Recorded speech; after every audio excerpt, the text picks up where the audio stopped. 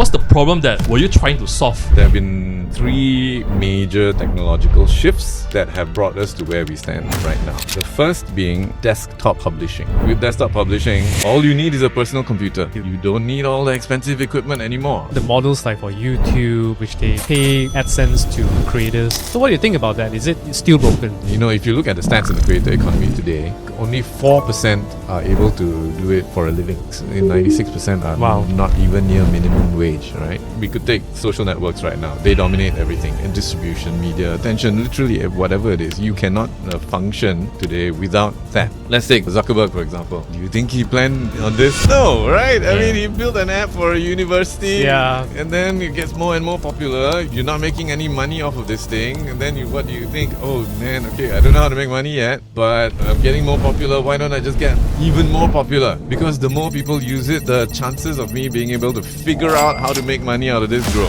In a world where things are becoming increasingly digital, how do you drive connection? More technology is available to connect us, the less connected we are, but we still feel that desire. How do you see the creator economy moving down the line next 5 years? Do you think it's gonna be more competitive for creators now in 5 years' time, or do you see more opportunities are gonna come out? In its current form,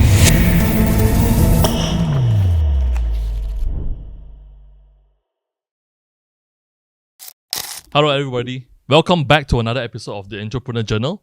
Today's guest is building something for creators. You may not have seen his face everywhere, but if you're paying attention to what he's brewing in the space, in the future of creator economy, he's one of the mind behind Kami Unlimited. So a platform that reimagining how creators collaborate, earn and take control of their content using blockchain to flip the script on how value flow online. But Mu isn't just a tech founder. He's a strategic thinker, a builder, and someone who understands both creative hustle and the infrastructure for creators. So in this episode, we're going to unpack, the journey of behind Kami, the dark truth about today's platform, and what it really takes to build a future where creators have their own ownership. Let's welcome Mu. Hey man, thank you. Welcome Mu.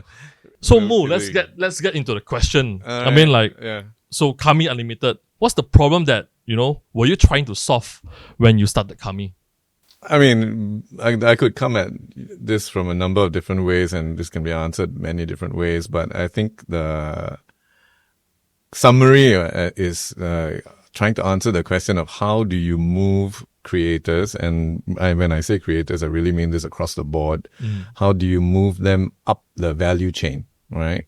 Considering the economic environment in which they operate today. A lot of things that they face, the challenges that they face, these problems that you see very commonly spoken about and read about all the time, right? I mean, it's not any kind of big secret. They're created as like side effects of the way technology has shifted across the last, however, 3 decades or so, right? And you find yourself now in an environment that's very, very different business-wise than it once was, right? It wasn't perfect before by any means, but today, I think as is, common, even right before this, we were talking about it, right? Yeah. We know exactly how difficult it is. Yeah. And solving it's one thing, but I think equally important is understanding what the problem is really, in terms of defining the challenges, and how the heck did we even get here in the first place?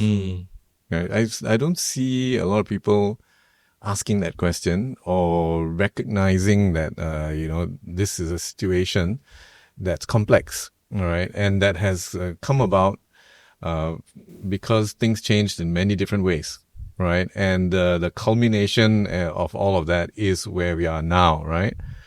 So that sort of past history that leads us up to where we are now is actually, I think, a very valid conversation to have before you even speak about okay, so what's Kami going to do, right? How is it going to change everything for everybody, Yeah. Yeah. And I mean, with the benefit of age, right, I've been fortunate enough to witness all these changes across the years, right? And that ultimately is how I even came up with the idea for this, right? Like what Kami does, what it is, what sort of solutions it might offer.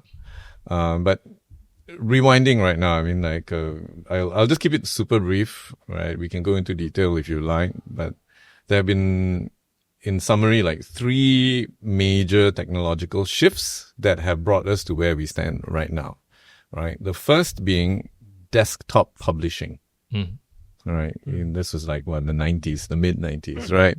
When you had Photoshop 1.0, right? Or the first digital audio workstation, or, stuff like that, right? It'll be long before there was even Premiere where you could do video. Well, video would have been like, oh my God, you can do video on a computer, right? Right? Yes. Exactly, right? So It's like Hollywood stuff. yeah, that's right. Yeah. And it's also very important to remember that these 3 things were all very optimistic things. Everybody looked forward to it. We thought it would make the world a better place, but it didn't. And that's also equally interesting, right? Well, how come it didn't become a better place after all of these so-called popularized solutions that are, to all intents and purposes, a power to the people situation, right? Like with desktop publishing, okay, amazing. All you need is a personal computer. You don't need all the expensive equipment anymore, right? You can make amazing images, right, at a low cost on your own. Music, likewise, you don't need the big recording studio, the expensive gear and all that stuff. You can produce on a computer and then have a Grammy Award winning album, right? Yeah. So it's never been easier to create stuff. That's right. Yeah, Exactly. yeah. And that's a trajectory, you see, right? It's very good that you mentioned that because it is a line. Right? We're going from there, which is the most primitive way to get there. It was fiddly, right? I mean, it sounds great. You got a computer application that can do this, but it's very difficult to do. You're still operating and figuring it out and getting all the workarounds to get good work out was still pretty difficult. There were a lot of limitations. Computers were not powerful. Yeah. They were slow, and that sort of stuff, right? And now you're headed into where we are now, which is we are at the bottom of the hockey stick, right? In the curve, right? Yeah, the S curve, right? And it's going to be like a Cambrian explosion after this, you know what I mean? Where you've got like AI driven technologies and what's that going to do and so on, right? So that's a whole other thing. But coming back to this, right? Okay, fine. You can make amazing work on your own low cost. That's the story, right? And that cost goes going down and down and down to where we are now. Yeah. And the speed is also increasing, right? So we did that. Then we moved on to the second change. The second change was distribution, right? You can make the product. Then how do you distribute the product, right? You needed to print. You needed to burn CDs. Publish a DVD, CDs. You needed to cut vinyl, right? All of these things, right? You couldn't just go and do that yourself. You had to go through a supply chain to do it, right? You needed to get to the manufacturing, the distribution, and the retail. Right, that's what it was, right? Yeah. At some point it has to get onto a shelf because you go to the shelf. Speedy video. Right, exactly, right? So distribution changed. Why? JPEG, MP3. Yep. Perfect. Internet, right? Yeah, the file age of the compression. internet, You can make it small enough. I mean, today that wouldn't be revolutionary because you could send high-res files just as easily. Yeah. But back then it was a big deal because that was the limitation, right? You couldn't share these easily because internet connections were not abundant and they were very slow. But when you had that, all of a sudden you have perfect copies, as many as you want, right? So you output your work from the computer. It doesn't even need to go anywhere else. It remains as a file, right? And you can distribute it like that on the internet, right? But what did we get? We got Napster, we got LimeWire, right? Pirate Bay. I mean, okay, we could argue over the merits of that, but that's where we got to, right? Yep. So what did that do to distribution? It also damaged the traditional distribution systems, right? That's why we don't have Tower Records now. Yeah, Blockbuster and all. Exactly, right? Yeah. So what happened there was this process of attrition in terms of the value and price. So when it's a piece of plastic, I can charge you a certain amount of money, you pay it, and then that's the only way you can get it, right? But now when I can give you a perfect file and then, you might have paid $10 for it, but then that guy takes it and gives it away to 100 people. Yeah. You're in trouble, Yeah. right? And that's exactly what happened, right? So that became a world of free and perfect. All right. So after that, what do? How do you come back from free and perfect? Yeah. You know what I mean? Yeah. So that's the third part, right? The third revolution, right? So 1, 2, Third is actually, before I get to the product side of this, it's the ability to access an audience. Right? Businesses control the audience, right? If I'm a label, a publisher, or whatever it is, you come to me because I know how to get you the reader, right? I can get your products on the shelf. I can make you famous, right? And that's what happened, right? Then Facebook comes along, and all of a sudden you can connect directly to your audience. Yeah. Right. So that sounds amazing, right? Sounds like, wow, okay. Hey, come on, no cost here, no cost here, no cost here. Everybody can be creator already. Yeah, right. We should be in utopia now, right? But are we? It didn't actually happen that way, right? Yeah, because everybody thought in this very linear, straight line sort of way. And we forget all the side effects that happen, right? When one of the primary side effects is that more people can do it. It's just that simple, right? You know, we need less money to do it, or everyone can be a musician or an artist or a filmmaker or whatever. And then they all go out and do it. Yeah. Right. And then they compete to get the attention, right? Which is where we get to the attention economy, right? Because we're fighting for a certain amount of bandwidth, right? Yeah. The bandwidth on the receiving side didn't change all that much. But the output on the production side increased tremendously, right? So then you have to kind of like multiplex between all of these things. People have to like find you, right? And finding you becomes a problem. Remembering you also becomes a problem, right? And what actually got taken out of the picture, which people forget, is that these distribution channels and labels and publishers, they actually played a valid role. They're not evil per se, right? But they get labeled as if they were, right? They take all your money, they cheat you, and that sort of thing. But they also did a few good things, but that's not fun to talk about, you know? Right? Yeah. They did A&R, right? They did artist development, you know, they get you proper press, build your image for you. Yeah, and all they of open these up things. advertising to like everyone, you know, just small creators. Also, they can spend some money to advertise. Unlike the previous traditional media, you have to spend hundreds of thousands. Yeah, correct. Exactly. Right. So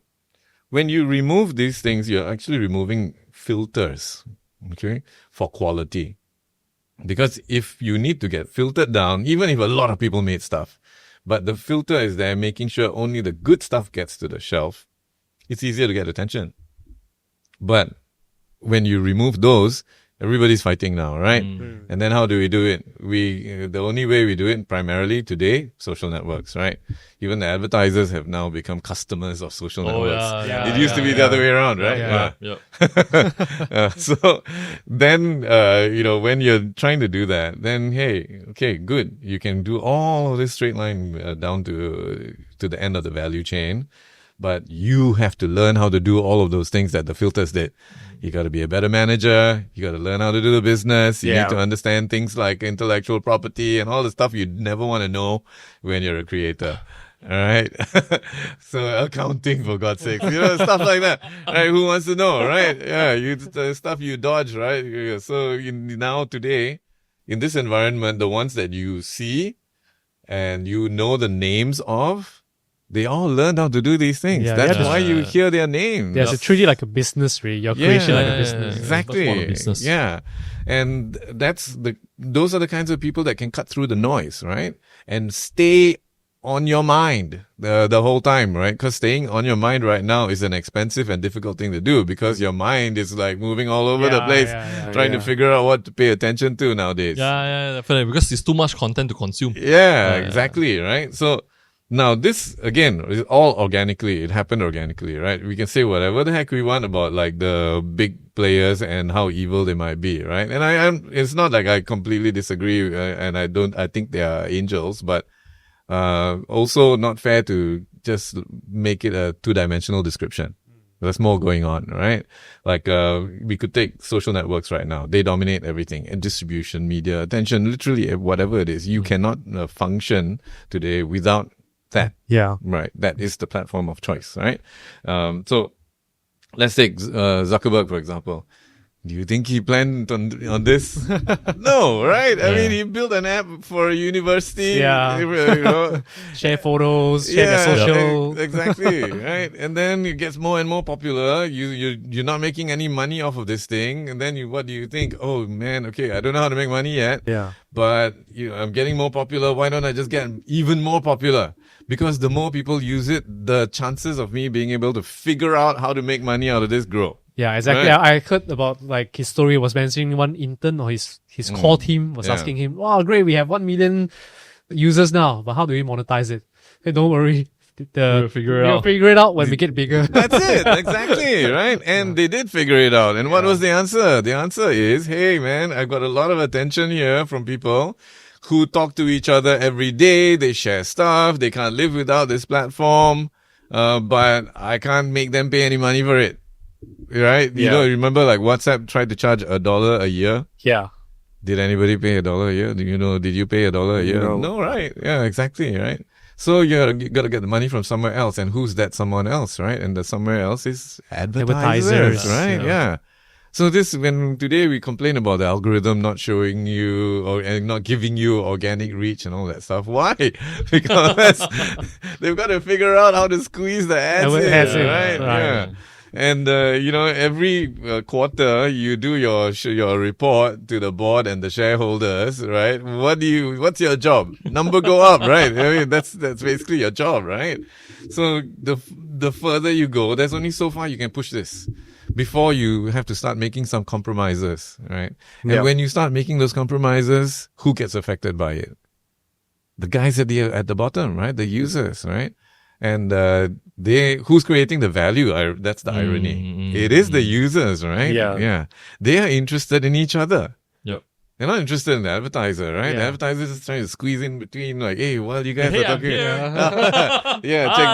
Check this out. Yeah, then you're saying, Facebook sucks or Instagram sucks, too many commercial advertisement. Correct, right? So that has resulted in what we are talking about right now. Monetization issues, challenges in being seen. There's no such thing as organic reach, right? Discovery is a real issue right now as well, right? Because the algorithms just cannot remain static. They keep changing. So it is a never-ending game of whack-a-mole, right? Yeah. So moving target. So you've got that already on the marketing side of it, let's say. Social networks, what's the primary role today? It's really marketing and getting people to hear about you and know your brand, right? But the distribution side was impacted by file sharing. Right? Which brought the price to zero. And then we had to come out of zero back into a monetized situation. How do we do that? We can't say, be fair, pay money. You're not being fair to the creators. That didn't work, right? I mean, look what happened to everybody that stood up against it. They were crucified, right? I mean, I don't know whether you guys remember Metallica when it burned all the albums and everything. They never saw the backlash that was coming, right? So that doesn't work either. So the only thing that worked in the end, if you look sort of retrospectively, is providing convenience, choice, right? You could download any number of files for free, but then the quality isn't consistent, the naming isn't consistent, it's a weak experience, you have to go and do all the cataloging yourself, and you need to know what you want. I see where this is going then. Right. Yeah. So then Spotify comes along and says, everything organized, beautiful, perfect, no lag, is as good as if it was on your hard drive or whatever, right? That's the only way we got out of that, right? Likewise, Netflix. Same thing, right? Yep. So we went to this model now of where you could kind of own it before, right? In the physical days, it was obvious, right? It's physical. You take it, you put it in a box or in your house or you whatever, right? You will go to a shop, you buy it, you take it home. You own the thing. You want to sell it, you can sell it. Today, can you do that with your Netflix? You can't do that, right? You can't do that with Spotify either. You don't actually own anything, right? You're just kind of borrowing it, right? Yep. And then when you stop paying, you got nothing. You got absolutely zero. So that's another interesting economic shift, right? So these two experiences are very different, right? And Kami, kind of drawing a little bit of context to Kami as well, is that ownership somehow psychologically with human beings is an important thing, right? We like to own. We don't like to borrow. Mm. Do you know what I mean? Yeah. Right? You could rent a car. Yeah, but I still want to buy my own car. My own car. Yeah, you do that for your house, whatever, right? But somehow when it comes to media, yeah, you know what I mean, right? Yeah. But there are interesting sort of like, if you know where to look and you look at the stats, okay, you can still see this being proven out, right? Like, in terms of physical media, for example, right? And maybe this is leaning a bit heavily into the music side, but it applies in other areas too. With, vinyl. Vinyl, yeah. It's the fastest growing media in the world, right? How come? There's a generation today, never grew up with it. Yeah. Is it perfect audio wise? It actually isn't, right? But people want it. Collected. Yeah, they want to collect it. Yeah, and I can't remember the exact numbers right now, but a lot of people that buy vinyl don't even have the ability to listen to it. Yeah, very true. Irony, right? Yeah. But why? Because it's tactile, right? I can hold it, right? I can look at the art. I can flip Cover, it around, yeah. Feel it. I can feel the weight, and somehow it gives me what's the underlying thing? The underlying thing is that it gives me some sense of connection, right? All right, with the person that made the thing and with other people who might also be interested in the same thing I'm interested in. Right? That's a very, very human thing. So one of the things in all of this to think about is that, like, in a world where things are becoming increasingly digital and natively so, how do you get that? Right, that's a very interesting sort of question to ask yourself. Right, how do you drive connection? Right, because that's one massively missing thing on social networks, which is again an irony. What are social networks supposed to do? Connect you. Yeah, correct. How good a job do they do at that? Right now, not very. Yeah, not Well, particularly. probably the first one will, I mean, we all connect to each other because I still remember the first time when I used Facebook. Yeah. It's really like just booking, book a friend. Then that's they just right. like book us back. Uh-huh. Then I keep on booking like every day, then you misuse the feature will reset again, then Yeah. you book the next day. Exactly. Then that's how we connect to each other. But I think that's where broken is when probably the advertisers, they come in, the media, they come in. I think that's where they're broken. I felt that way. That's right. Because then the agenda changes, right? After a while, the content that you get, so you don't even know whether the person making it is doing it because of the content or because they're trying to slide in a sale. Do you know what I mean? Right, so right. that level, you silently question the sincerity of what you're reading and seeing and stuff like that, right? So it drives people eventually apart, right? So quite funny, right? It's really very ironic, right? With the more technology is available to connect us, the less connected we are. But we still feel that desire to, as human beings, we want to have friends, community, tribe, and that sort of thing, right? So these are all the sort of like in the soup, let's say, right, of what we think about when we were building this thing called Kami, right? Like creators are the people that drive value, right? When you get onto Instagram or whatever, it's every kind of creator, right? From the social creator, which is the sort of unique thing. You need a social network, and that's where they exist, right? It is almost like the network's the medium, right? Maybe you're like for a musical artist, it could be if it was physical, then it would be a disc or something, you know what I mean? But the medium for social creators is the social network, which you can't remove the two, right? So these are all sort of value drivers for the overall economy, right? What we call today the attention economy. I think actually that's an outdated term right now. I feel is it? Yeah, there's a new term. Interest economy. Yeah, but I can't remember exactly what it is right now. Yeah.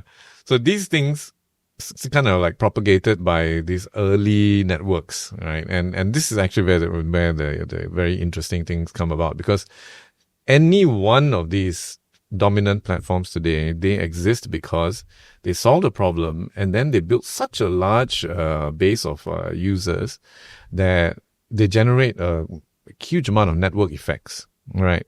Like, for example, I mean, when generating them is difficult, but damaging network effects once they exist is much harder, right?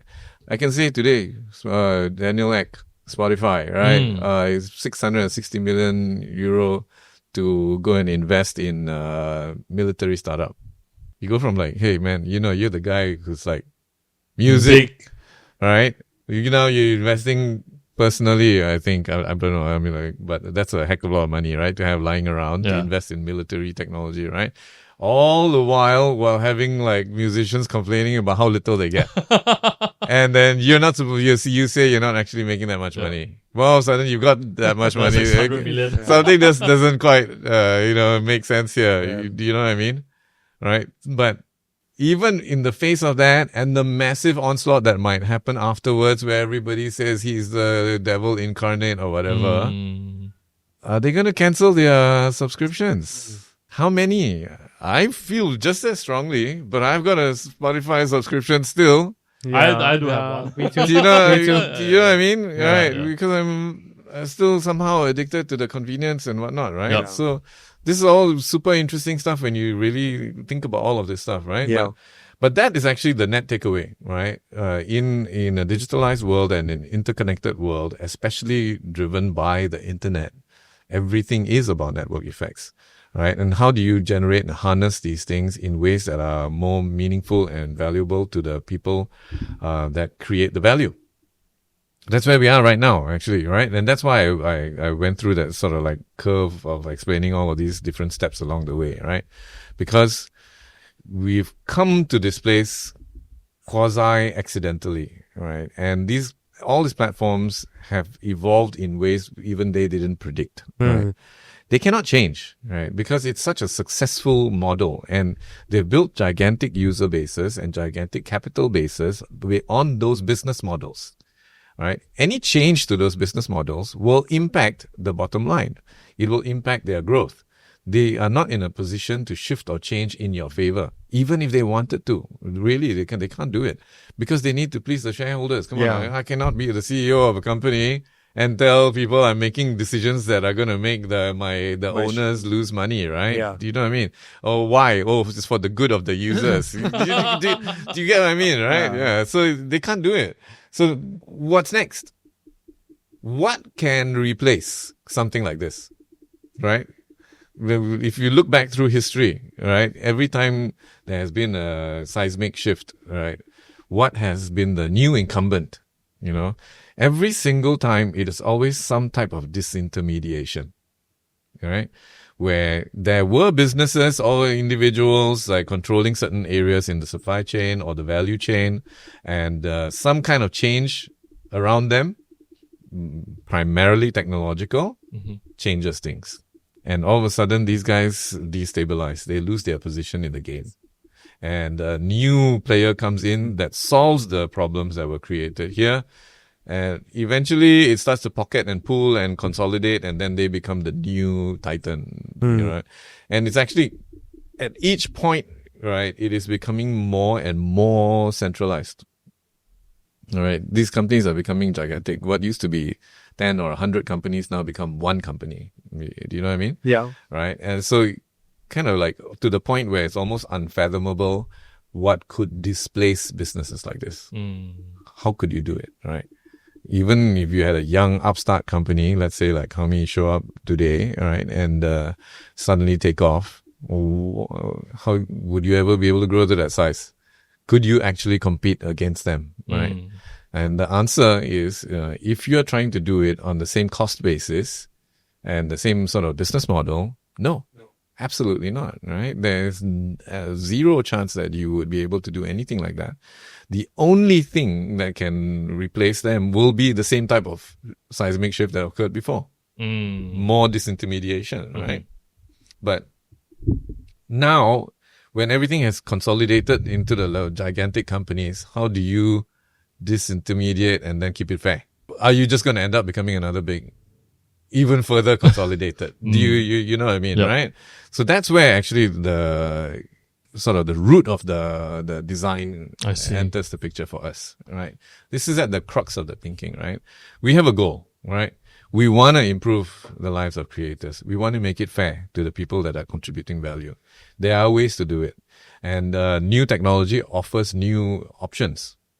Stuff that you couldn't do before starts making new things possible, right? I could name a bunch of things, but just speaking just purely from the perspective of value itself, right? Money, right? Exchanging that peer to peer. That's the most efficient way to do it. We know that's why there's such a big adoption of digital assets and all that these days, right? Because the infrastructure to exchange value is changing, right? So that's the so-called Web3. Right? Yep. That's it. That's actually all it is, right? This is what was missing in the second internet, in Web2, is the ability to own and exchange value built directly into the internet stack. Right. So that's what's coming up now, right? So then, okay, fine, you can do that. So now what? All right. We can exchange value amongst each other. Why is that better? Why is that more meaningful for us? Simple. Speed, cost. I can do things way faster now for way less cost. That alone, those two changes create brand new possibilities, right? These two parameters, you can build many more new and complex things from just that 2-parameter shift, right? And this is what we are leveraging at the sort of the crux of the core of what we're doing, right? And then we start thinking about adding other things like the concept of ownership of natively digital stuff, right? Why again, like ownership? Why is ownership important? Why don't we just stick to streaming, right? Because the model broke. Right, everybody knows the model broke. Right, it's fallen so far. We have one guy on our team actually, who a few months ago hit 1 million plays on his song. Oh, okay. Yeah, so okay for a musician, that's kind of a big deal, Yeah, right? definitely. Right, but the amount of money he got out of it, like. You barely be able to pay a subscription for the software you used to make it. in Spotify? Yeah. Spotify. Yes, that's right. Yeah. But this is doesn't just apply to Spotify alone, right? Any kind of streaming service, you're roughly about there, right? So Spotify's problem is more complex than just Spotify pays less money. There's a myriad of other factors which put Spotify in that situation. And then after that became their fault. Right. Things that were not their fault became their fault because they're the guys in front, but then they made it worse for themselves as well. So that's another thing altogether, right? But bottom line is, economically speaking, minus all of this other drama, is that it's a broken economic model. It just doesn't work, right? Even the models like for YouTube and all, which they pay AdSense to creators, and they're saying that, okay, how many % of the revenue we get from the ad spend, we will give it back to the creator. I forgot, like 50 or 40. I forgot what's percentage. It's quite high, actually. It's quite high, yeah. actually. So what do you think about that? Is it fair or it's still broken in your point of view moving forward? Like don't know, in the future. Actually, that's a really good question. Out of all the platforms, I think YouTube is probably the single highest paying platform, I think, if I'm not mistaken, right? And even then, it's quite challenging to be able to monetize on that platform, right? Yeah. So this is where it is less about the creator's economic model and more about the platform's economic model, right? And that's kind of like also what we're trying to do with the Kami platform as well, right? Because these platforms, YouTube is also a social platform. Yep. It is. Streaming platform. Streaming completely, right? So, and then they had to figure out how to monetize it. Same thing. The answer was advertisers, right? It's a lot easier to picture that on YouTube because what the reference point was TV, and this is like TV on the internet almost, and anybody can make the programs, right? Yeah. That's basically what it is. Then became a fight for attention. One of the issues, again, is going to be the number of creators versus the number of viewers. That's something that's very difficult to beat. That's a real problem, regardless of the platform, right? If there's a lot more product with less uptake, it's just basic supply and demand. So you have that as a base challenge. The second thing is going to be the fact that you don't own your audience. They set the rules, and the rules keep shifting. so you don't actually know, right? You might have 10,000, 100,000 people following your account. When you post, you have absolutely no idea how many of them will see it. And there's no way to access that information in any sort of realistic way. I don't know that my friend, in Alostar, who's my greatest fan ever, saw my post. Do you know what I mean? Right? Yeah. So that also becomes an issue, right? Because it's very difficult to make something predictable. That you can't model your income on something so opaque. All right. So you fall into this position of insecurity, and then you have to like figure it out. Okay. Is it because my content is bad? Is it because the algorithm changed? Right. And there's always question mark about this. Yeah. Uncertainty. Exactly. Right. So all of these kind of add to this question of like, is it worth it? Right. On strictly speaking, just on a very simplistic level, it should be good. It should, right? Because they do share quite a reasonable amount, considering the other platform and they have these costs, right? But yet the net result isn't easily ascertained, right? Let's say, right? You can get to the upper echelon of creators, and if you look at the stats in the creator economy today, I think only 4% are able to do it for a living.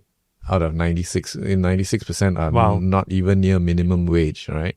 And then 1% earn 96% of all the money in the creator economy. The Mr. Beast and yeah, exactly. Part of the issues with these types of models also is metrics. I want to use the word vanity here, but it isn't actually vanity per se, right? It's like when you judge something, you're judging it on the basis of a number. You're not judging it based on listening or watching and thinking for yourself immediately, right? You might do that as a second stage. But what you're doing is you gravitate towards the big numbers, right? If I go to someone's account, they've got 2 million followers, it's got to be good. Yeah. Even, you know what I mean? Yeah. And I'd rather do that than watch something from a smaller creator. So you have these sort of polarizations happening, right? Because it's like an attractor, right? The number is the attractor. You never had that before. I mean, let's say in a world of physically distributed media or TV networks, there was no such thing. Right? So then you are on a more level playing field in terms of your chances of gaining attention. But today, hey man, first thing I talk to you. How many subscribers, man? You know what I mean, right? And even if the quality isn't so good, I'll still give you a pass. Yep. Because you managed to get that kind of. So we got million views, but the video is not that great. And that becomes secondary, right? When it used to be first. So kind of funny, right?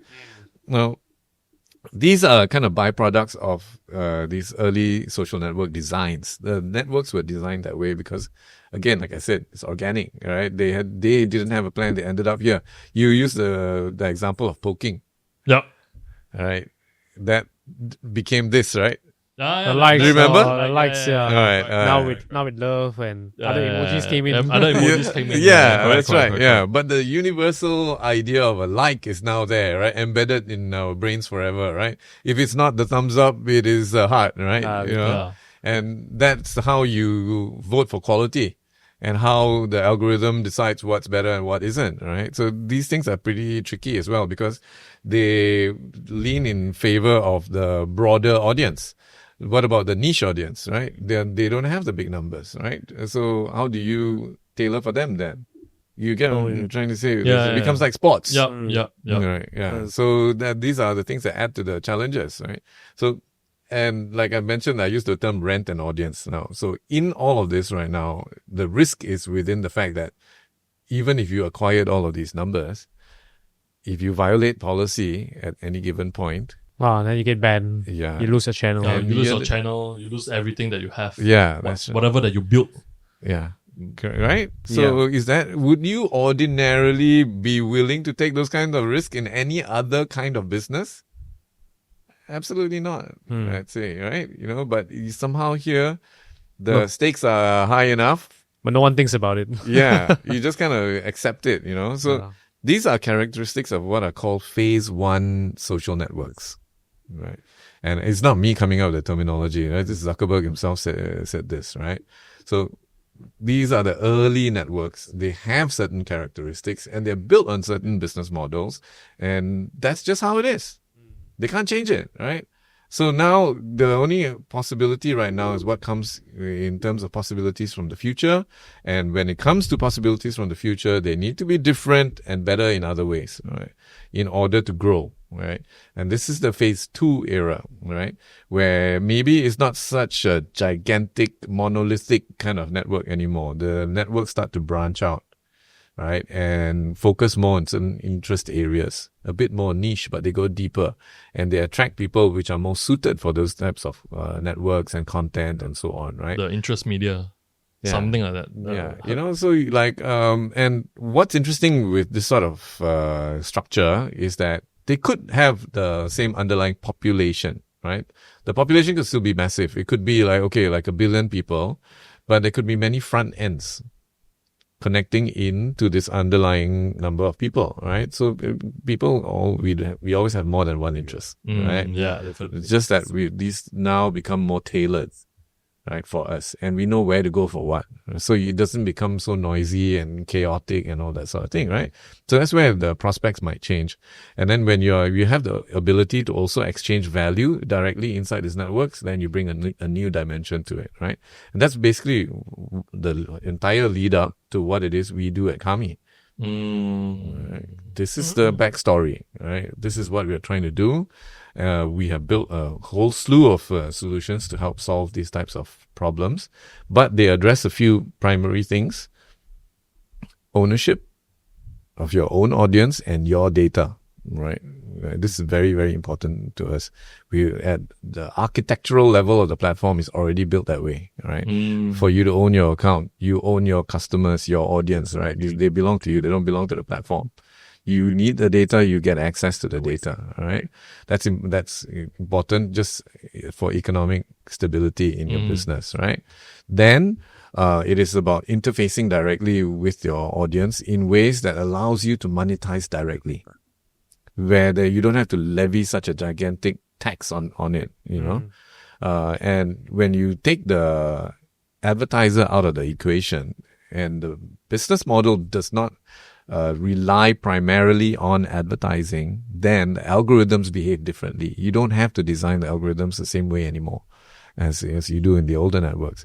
Then your friend and other stuff will know when you post. Yeah. Do you know what I mean? Yeah, Right? Yeah. Yep. So, and we can do it in ways that are fairer to the users, right? Okay, maybe the platform still needs revenue. It still needs to be able to generate meaningful revenue to be able to keep all this egalitarian story going, right? Because to solve problems like this that are this complex, I believe the solution must always be an entrepreneurial solution. It's got to be a business thing.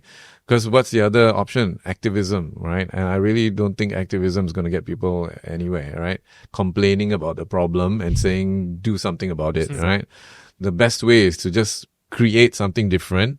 And if more people use it and that becomes the de facto, then maybe there's better odds, you know what I mean? So the economic sort of angle, when I say ownership again, even applies to the platform itself. All right. So we come from this sort of way of thinking where you use a service, it's built by a company has owners and shareholders, and they are not me. Right. So I'm on opposite side. You're on another side, right? Yep. Then we try to find some point of trust in between. We are willing to exchange economically right now. I'm willing to pay you money and I might get something back. I don't know, but it's not mine. I don't own the company, right? But again, with newer technology, there's the ability to kind of like be the user and also in your own way be the owner of the platform.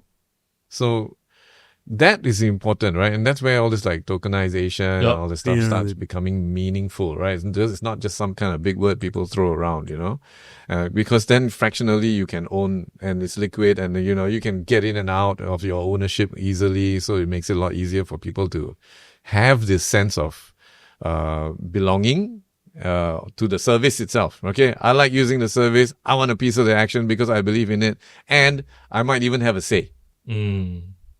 then you get alignment of interest. Yeah. Everything's going the same direction, right? Then that's another interesting prospect. Couldn't do that before, Yeah. right? You try to do that on paper with share certificates.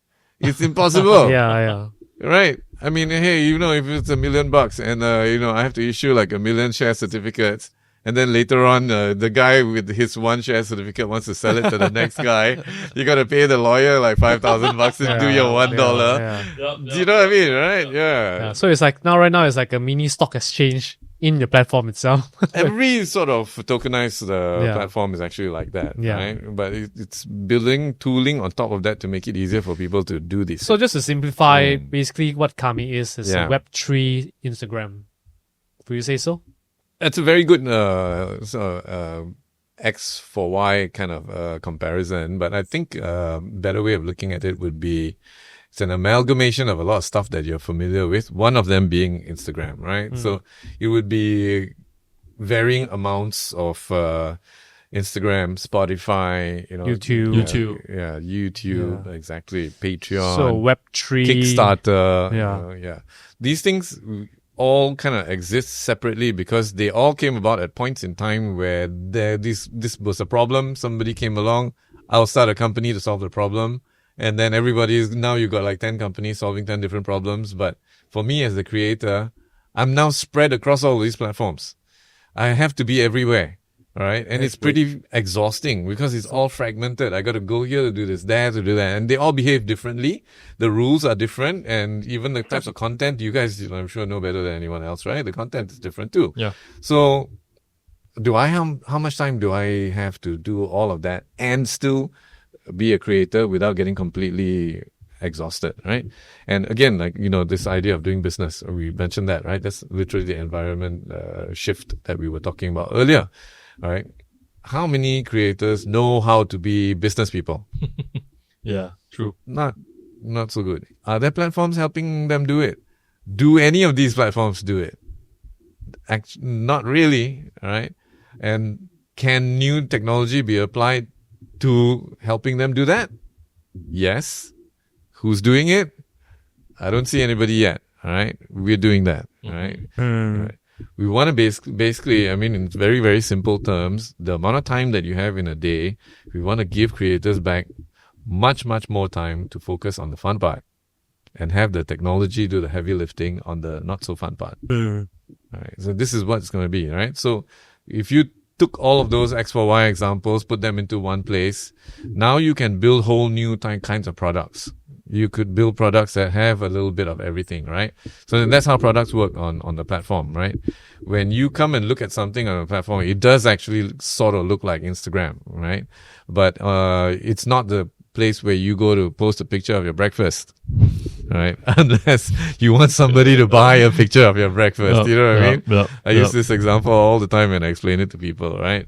So you can actually kind of like, when what you're looking at is like the cover of a box. And then you can click on the box and you can look what's inside. And inside could be all sorts of stuff, right? All kinds of things can be inside that box. And it could be very varied. Like it could be like, I don't know, like passes to a live stream, right? Or extra, you know what I mean? Plus some merchandise, plus posters, plus sticker packs, plus digital collectibles, plus, I don't know, metaverse assets, you name it, right? Video games, all sorts of things could be inside the box. That if I wanted to do that now, I would need to post each one on a different platform. Yeah. And so for my fan, they don't get a full experience, right? They have to go and get a piece from here, there. They have to go Instagram, they have to go YouTube, Facebook, and all behave differently. Exactly. And they look different. So I don't get the same experience anymore, right? But what if I could do them all together in the same place? I actually can extend this beyond the idea of a product. And I can create full-on experiences, all right? And I'm not even exaggerating with that, right? You could literally have like even things like an AR experience or a VR experience baked in, and then that's how you interface with the stuff that's in the box. Do you know what I mean? And this is that thing again about digitally native stuff. This is all internet native, right? And we have not reached that point in human history where we are really going sort of leveraging the digitally native nature of these things, right? We're still kind of stuck in this idea of something that was once physical. Do you know what I mean? Like, okay, what's Spotify? It was a jukebox. It was a bunch of CDs or whatever, right? Netflix, same thing, right? But Turntable. right? But what's new? What's really, really new that's fully digital, right? So this is the interesting sort of paradigm shift, right? And we are entering that phase right now. So even when it comes to things like intellectual property associated with these things, right? These are all paper processes. They are slow, they are cumbersome, they are expensive. What we're doing is we take all that stuff, we bake it directly into the product, right? So you get the media, the stuff that's in it, basically, all of the associated contractual terms, right? We agreed, okay?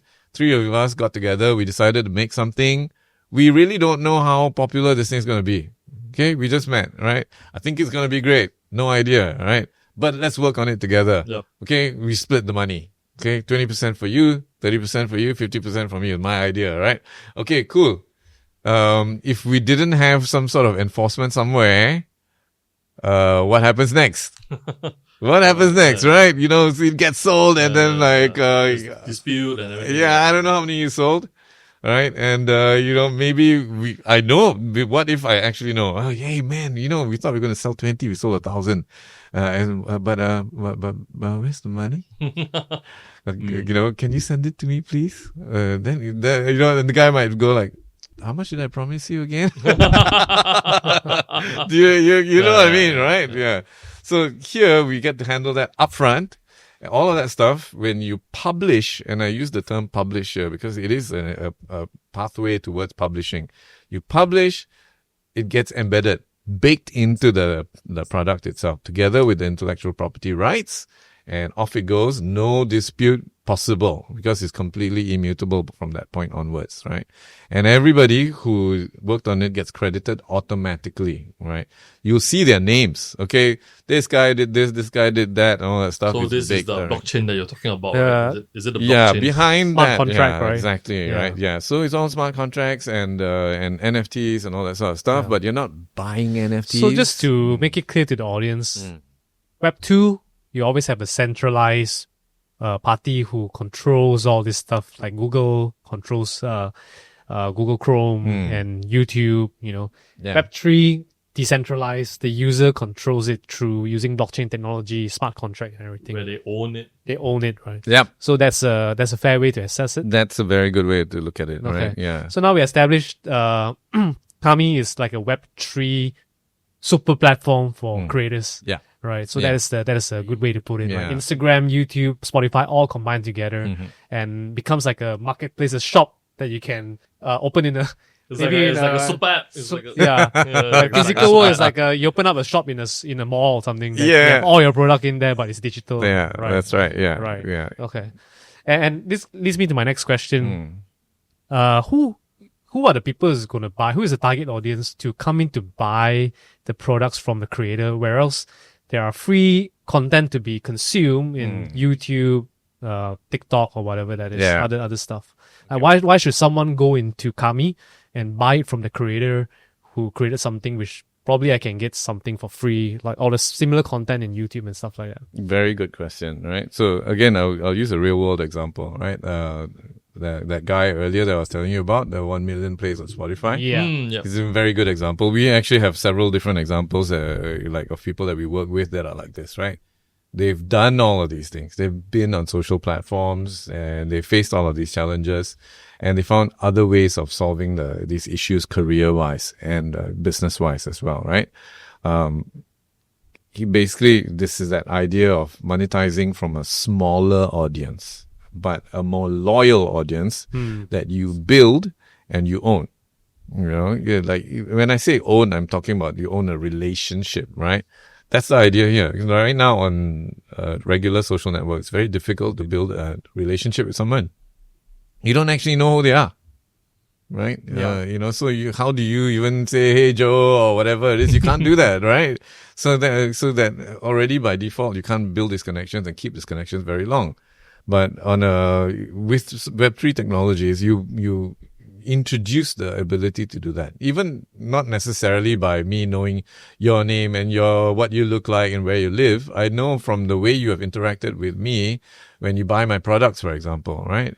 I make 5 different kinds of things, right? And, these certain kind of things, this group of people always resonate with it. They always buy these things, right? That is another group of people. And I will be able to just do that, right? I know that, oh, okay, I'm going to put something out. And I know this kind of amongst my, 10,000 sort of buyers, this group likes that stuff. And now it makes it easier for me to identify my audience, right? But it doesn't answer your question, right? About like, okay, I can get it on YouTube, then why would I do that here? But what actually becomes more interesting with this sort of connection then is that because I know who you are and I have some history with you, I can kind of tell what you might like next. All right. And I can give those things to you, right? I can leverage the fact that I know that you've been a loyal fan or customer and say, hey, who are my top 50 fans? Let me send them something for free, And through that, we begin to have a bit more of a connection with each other because I'm like, hey man, Joe was nice enough. He gave me something. So it's a lot he to knows do who with I building am. community and Yeah. building a community and also creating content for your community. Yes, and I can even contact them and say like, what would you like to see next? All right, which I can't ordinarily do, right? Yeah. I can't divide my audience up even, Like, again, kind of like I said, like I was going to use that guy, the real life example, right? So he realized that, playing the numbers game is just not, his sort of thing. He operates in a niche, right? But he's very strong in that niche, right? So instead, he just leverages the niche that he's operating in. He makes unique products for his audience, right? One thing he did, this was during COVID, an example that he gave me was, he made, an album, right? 10 songs, and each song was pressed onto vinyl, all right? And only one song, okay? So 10 vinyls, one song each, all right? And that's it, okay? So you buy the 10 songs, Right. all right? And he used a bit of technology, embedded NFC chip into the vinyl. Oh, okay. All right, yeah. And that gave people a wallet, all right? And he would, now you bought this song. I know that, you like that song, right? And now because you got that wallet embedded in the vinyl, I can send you stuff after that. Okay. Do you know? And the creator really know who are the buyers buying from him. And because like other like probably Instagram or Facebook, it's all scattered around. I don't know who is my audience. Probably sometimes it might be bought as well. We wouldn't know. And in Kami, we really know who are this person. We can connect through all this. Yeah, and you build it across time, right? So when you scale that out, right? Again, this is where we come back to the idea of network effects, right? You could do this on your own. You could have a website. Why not do it on a website, right? But if you did it on a platform where everybody now connects to each other through publishing the products, their roles are kind of on display as well, the things that they have built and done. So if I like you, and then I come across your thing, and then I realize like, hey, you put out a book, and the book had some art in it, and I see this illustrator, I like the style. Hey, I never knew that, right? I can click on him, and I can go and discover everybody else that he's worked with, right? So this guy might have 3 friends. The other guy has 10. The next person has 6, right? But what do you get when you add them all up, right? You get an exponential increase, right? That's my next question actually. What is the plan to build the network effects? Because that's one of the hardest things to do. And especially with a platform like Kami, which has like a super app, which has everything, videos, artworks, music and everything. How do you attract audience to come in and view the stuff in there? Because right now, like YouTube, everybody goes there because I want to watch video. Yeah. I go to Spotify because I want to listen to music. But why should someone go to Kami where there's not specific medium in there where, might confuse the audience? How will you say to that? I'd say it's on a couple of levels. One is for the fan or the user, maybe the person that's not making anything, right? Right. We talk about the creators a lot, but it's meaningless without the fan being there, right? Yeah. So for fans, they have the ability to tailor a feed. Right. Again, I said the algorithm does not need to be designed the same way it does anymore. Right. So we can give people the ability to customize their feed to glory. Right. They can choose things that they never want to see, and you just won't see it. Right. And only the stuff that you like. Right. So that kind of reduces the amount of noise there is. Right.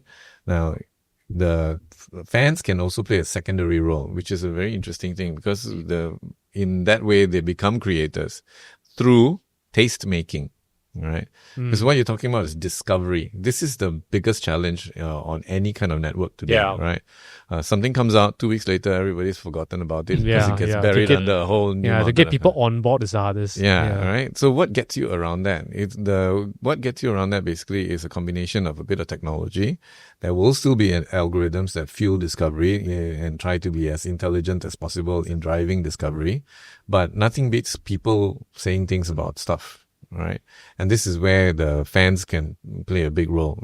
Kami has, you can think of it, it's kind of like a mutant, right? It's like a half social network, half marketplace, So you can trickle down your audience from another platform, right? You're not going to get all your followers saying, here, join me on Kami, and then everybody's going to do that. Nobody's going to do that, right? But what you can do is bring the most loyal ones across, right? And what they will find when they come across is it's not just a place to buy your stuff. They can talk to you there. They can talk to other people there, right? So then that social element again becomes a bit more something that can fuel discovery through the discussions that they have. And the discussions that they have are all centered around things people make. It isn't like I said, it's not a breakfast post, right? So that's one thing, just purely engagement. The second thing is taste making, right? You'll be able to make playlists, right? And playlists are a social function on Kami. You'll be able to follow playlists, and through that you get insight into a tastemaker's point of view, right? It's not just one creator. It is genre or, based on a fashion trend or things like that, right? And there will be fashion even on Kami. Interestingly enough, we've got a partnership for that, right? So that point where they intersect between the social and the market is inside the playlist, right? On a social network, is nothing more than a social function. Here, we can add financial functions into it, where I go in, I follow a playlist. I like this person. They're a curator. It saves me a lot of trouble trying to find things on my own. I go in there, I buy something, right? And the playlist owner gets affiliate revenue out of that, right? And that drives sales, right? And that also drives discovery, right? So you get algorithmic discovery and then human-driven discovery as well. I see. Cool. Yeah. So these basically three things if you think about it. So do you see Kami, it will be like a DAO?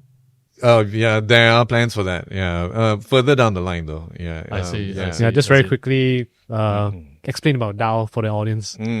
Oh, yeah. Okay. What does it mean?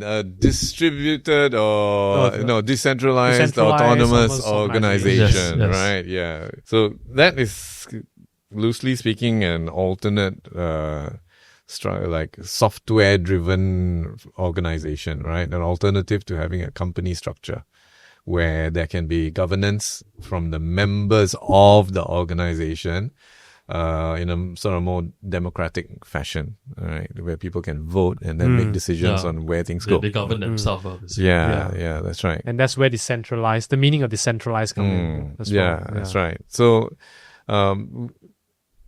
we have lots of opinions on DAOs, and that could be an hour by itself, honestly. But on Kami, DAOs will play a very, very important role. And it goes back to what I said earlier about the user being the owner as well. Correct. Yeah. I see. But how do you stay, because in the Web3 space, it's very volatile. It's very, what we say, there's pump and there's dumb. How do you look at this? If is Kami I know Kami is using basically technology from the Web3. Doesn't really in the the Web3 space that we understand. So how do you stay, relevant, like what you're doing for Kami than other Web3 products? Simple. And I said it right at the beginning, actually, Yep. right? We want to solve real problems for real people. And we're starting with things that we know ourselves. We face these problems, right? Yeah, true. Yeah, true, true, my co-founder King likes to say that a lot, right? We basically built this to solve our own problems. Yeah. How do you see the creator economy moving down the line next 5 years? I know Kami is trying to solve the issue, but let's say as a whole, the creator economy paid by AdSense, sponsorship, brand deals. selling their own product. Do you think it's gonna be more competitive for creators now in 5 years' time, or do you see more opportunities are gonna come out from this? This is actually such a valid question to ask because everybody's afraid. Yeah, everybody's trying to be Yeah. content creator now because it used to be a very glorious thing. Wow, I can work anywhere I want. Yeah. Free, unlimited, vacations I can go and work online, right? Any products that I can get. Yeah, I can get free brand deals, sponsorship. Toys, Yeah. unboxing. Yeah, but seems like it's maybe not as glorious as it seems anymore because it's so saturated. Yeah. And moving down 5 years down the line, I'm not sure, is it still going to be as sustainable like how is it now, or even 5 years ago, 10 years ago? In its current form, definitely. I guess I might get some flack for saying this, but, but I don't see it being sustainable in its current format. Really? Right? It's aged. All right, and again, there's been a gigantic influx of creators who want to live the dream and then realize there's a lot of people like them out there trying to get the same deals and the same attention, right? And it's become very saturated in its current form, but I am actually very optimistic about where things are going. Right? I think we are going to enter a phase of, just generally speaking, civilization itself to become much more creator driven, right? In everything across life in general. Because of, the elephant in the room, right? AI, right? Everybody's talking about it, right? AI. And we know it's going to change a lot of things very quickly and dramatically shift everything, but we don't know what exactly is going to happen. And there's a lot of uncertainty and fear around that. But very little has been said about what new opportunities can arise. People just say there will be new opportunities, but nobody knows what they are, right? So it's very difficult for anyone to frame it right now. You can easily frame how it's going to get worse, but you cannot frame how it's going to get better. All right. And I am working right now on a couple of projects where even for me, I have realized through those projects that, hey, it is going to be absolutely nuts. The kind of new stuff creators are going to be able to do, and the amount of new opportunities there will be is actually about to go through the roof. So while that old world is kind of decaying, there's an entirely new universe growing for creators. Any brief example of that? Okay, when you ask me questions, you tend not to get short answers, right? Yeah, so, let's go for a brief one. Yeah, so good luck for the audience kind of trying to decipher what I'm saying. It's okay. Yeah. I wish we could sit here the whole day to talk, but we do have a limitation on that. Okay, what's going to happen, generally speaking, regardless of what you do, is that things that used to be very expensive and slow to make, movies, games, whatever, anything creative, right, that used to take a lot of time and money, is now going to take very little time and very little money. It's going to be very cheap to do, right? So this is sort of like the basis for the opportunities as well. It is going to kill a lot of older sort of ideas of what we do traditionally. But think about it, right? Okay, now if like a movie, right? If you made a movie, you need a cinema because it's so expensive to make, right? And it takes so much time. And then you need to get the money back. You've got to recoup the cost, right? Yeah. So you need a lot of people to pay for it, right? That's why you have a cinema with a big screen and people go and buy tickets. Yep. But when it's very cheap and very quick, you don't need a lot of people buying tickets anymore. Yeah. You need many less people, right? Yeah. So what is the minimum? I would say the minimum is the individual right? And when you bring it down to the level of the individual, what are you going to get in terms of the movie? Let's just stick to the idea of a movie, right? I could make a movie for every single person, a different movie for every single person. It's kind of mind-blowing. It sounds like science fiction, but it's rapidly becoming a reality, right? So it's bespoke. So if you're able to make bespoke content for every individual, just that alone, mathematically speaking, is going to create a heck of a lot of new opportunities, right? Now the question is going to be, how do you do the bespoke, right? Who's going to do the bespoke, right? How many creators are going to be able to benefit from that, you know? So if you think about it, okay, maybe a TV series, animated series, okay? You need a team of people with the tools and everything to do that right now, right? But with new tools, all that's going to squeeze down, okay? One person's you'll come to a point where you only need one person to make one series. And then you're going to cross over where one person can make 10, 20, 30 different shows. So that's where the opportunities are going to come. And when it becomes so cheap, other industries will now have the opportunity to leverage this. Okay. I really, really wish I could tell you the specific example because I'm dying to tell you, but because it's just so juxtaposed, right? You will never imagine that this audience would want a TV show or a book or a painting. You know what I mean? Yeah.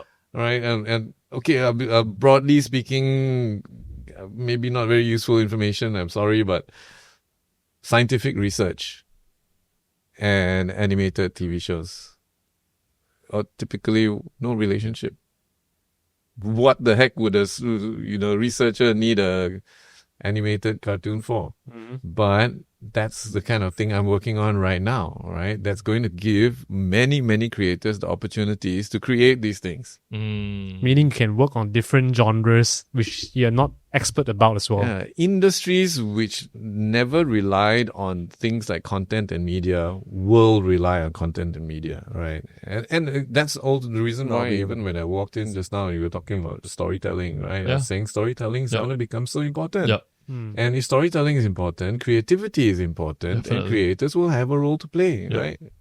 So more and more people will rely on storytelling for everything, right? So yeah, there's going to be a hell of a lot more opportunities, but the infrastructure needs to be there for it. You cannot do this with existing infrastructure, right? Yeah. Not in the production tooling, not in the distribution tooling, not in the managerial and business tooling for this, right? IP, Birdie mentioned that already, right? Intellectual property rights. We are working to embed this into the products. All of that stuff I talked about, what is it, right? If you zoom out, basically what we are doing is we are making the creator economy programmable. Why? Speed and cost. Right? That's what you're going to need when you can do things so much faster and cheaper, right? There's going to be a lot more, and you have to manage a lot more quickly, right? That's where we're headed. Yeah, it's going to be very fast, I believe, in the near future. So, how can people look for you? Check us out on our socials. The usual, I guess. I mean, we can provide those after the show, and you can link that. Sure. The podcast. And how can people check Kami out as well? Is there a place they could visit? Oh yeah, okay, that's a great question. Okay, we are headed towards a public beta soon. The platform is actually already online. We're running a private program for pioneer creators. We call them, right? Okay. So it's literally called the Pioneer Program.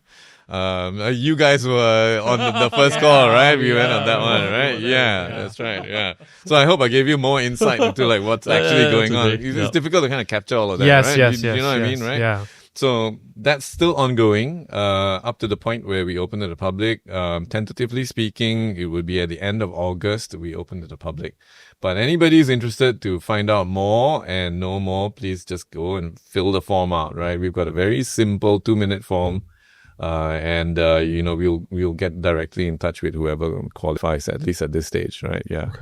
Okay. Yeah, cool. Yeah. So we'll drop everything in the description below. Any last advice for creators? Remain optimistic. Right. That's even though if you don't get any views, no subscriber. Yeah, absolutely. We are crossing over into a world where you're not reliant on the numbers the same way anymore. Right. That world is coming, right?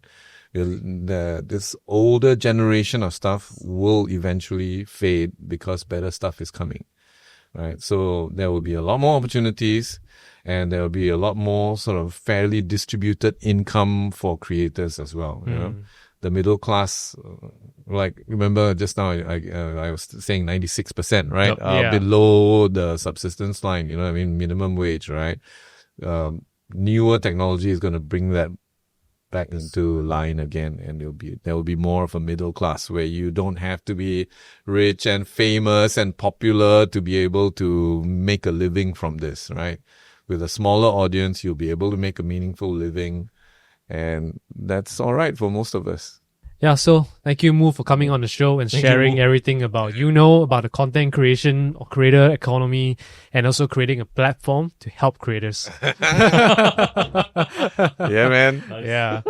So for creators who are watching, hope you guys learned something from Moo. And if you guys want to check out a new avenue for your content, do check out Kami. We do have links in the description below.